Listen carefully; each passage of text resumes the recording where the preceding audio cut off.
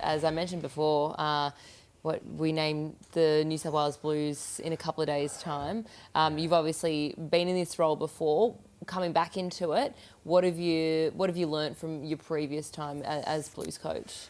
Well, obviously you learn all the time, and there's things you do differently. But we also did a lot of good things as well.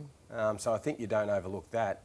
But I think it comes down to obviously, hopefully, getting the selections right, making sure you get the best team in the best possible shape, and providing the right sort of environment for them to play their best football. Because at the end of the day, it'll be the players that decide the result, not the coaches. But we've just got to make sure that we give them every opportunity to succeed. Do you go back to 2014 at all? I was part of that, and I was running the water. And it was the most inspirational game I've been part of. Like, it was a really good team, the Queensland team. And just the way they played, like the ability New South Wales had, which mostly wasn't that high. What do you take out of that series, and have you brought anything coming forward? And I think you'll agree with this, mate. They were selfless, that series. Queensland certainly had more talent than that particular team, but what they wanted to do was play for each other, and they connected really strongly. So for me, that will be one of the first things we work on when we get into camp. Big positions we're talking about this year, fullback and 5'8". Have you chosen who you're picking? Oh, look, I think this weekend's important. I think we want to see everyone get through, obviously, injury-free. The talent that we have at our disposal is enormous at the moment in those areas, in particular fullback. You know, there's a number of players you could select, but you know, Freddy will know this, and I know people say, "Oh, you must know," but you don't know because you don't know what's going to happen this weekend. It's really interesting because obviously, you know, you do a lot in the media as well, but we often just talk about, I mean, I think the last few weeks on Freddy the Eighth we've spoken about, who's going to play fullback, who's going to play in the halves, and how much does your mind, is it a couple of weeks out that you start sort of going, okay, well, you know, in my mind, this might be number one, this might be number two, but I have to wait and see. Is that how it sort of plays out? Yeah, that's how for it you? plays out. Yeah, you sort of have an idea of what your team will look like. But you never get too confident that that's what you're going to end up with because you're just unsure. But, you know, you've got your depth chart with contingencies if things start to unravel not the way you want it to.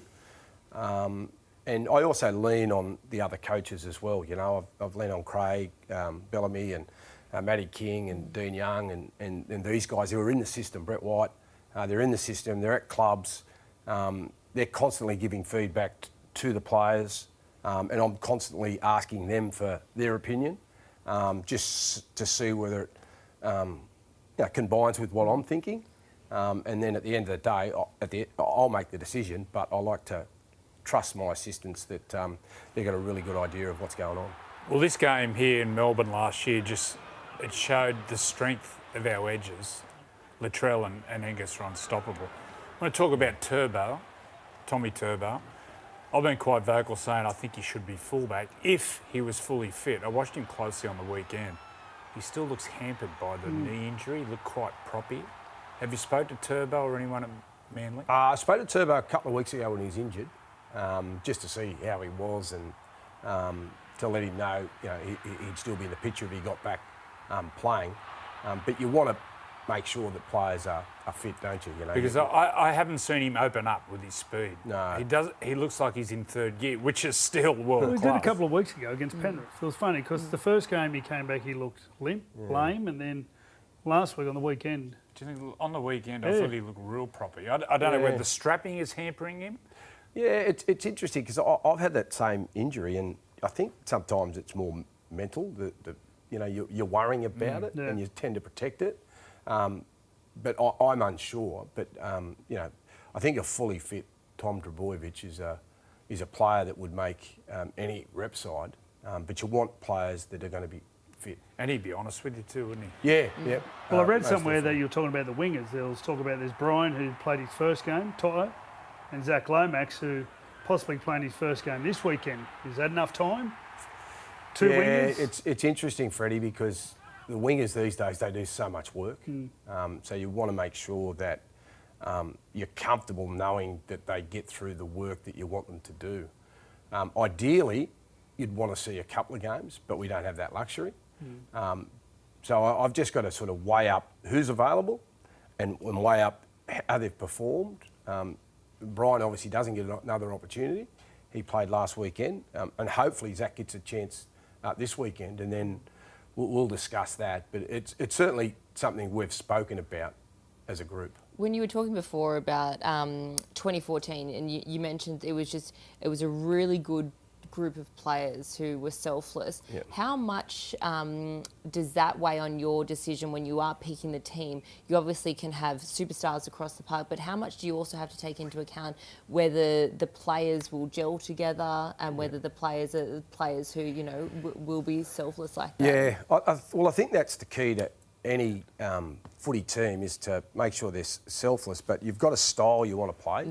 So you've got to pick the right people to fit the way you want to express yourself on the footy field. So you take everything into consideration. You know, you take in the fact that what are they like around the group, how are they going at clubland, and if they're not playing well at clubland, what have they done in the jersey in the past? So you throw all that into the pot, and then you sort of got to make the decisions based on all the information you have at hand.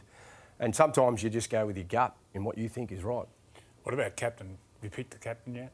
No, I haven't picked a captain yet because, again, you just don't know who's going to be in the team. So we'll make that decision once we know who the 17 will be. Do you think it's too early for Nathan to be captain? I know it's a hard question. Yeah. Oh, no, I don't think it'd be too hard. How old's Nathan? 27? 26, Yeah. 27. It's interesting, isn't it? Because you know, he's done everything in the game. It sort of feels like the next step of his journey, doesn't it? Yeah, it does. I think he's a wonderful player, and I think, you know, Penrith at the moment, you know, obviously they're not playing as well as what they have done the last 4 years, but, you know, he's just a wonderful player. He's in control. He knows what he wants to do. He knows how to run a footy team. I don't think it would affect his performance at all. You know, I think what we're doing, and I've spoken to the coaches about this, that, you know, we'll wait until we select the team, and then once we do it, we'll have a debate about who we think will be the best captain. I heard Mitch Moses last night on 100% Footy, and he was talking about how he'd be so happy to play that number 6 role alongside Cleary if that was the case. Are you you're not opposed to having, you know, two natural halfbacks who play halfback at clubland, then sort of splitting the role? Yeah, no, I'm not. I think that both those players could work well together. Obviously, you know that Jerome and Nathan can, and we saw what Jerome and Mitch done last year, or did last year. So we're lucky that we're in a good situation with some good options. I wouldn't be afraid to pick Mitch Moses as a running 6. I think that's underutilised in his game.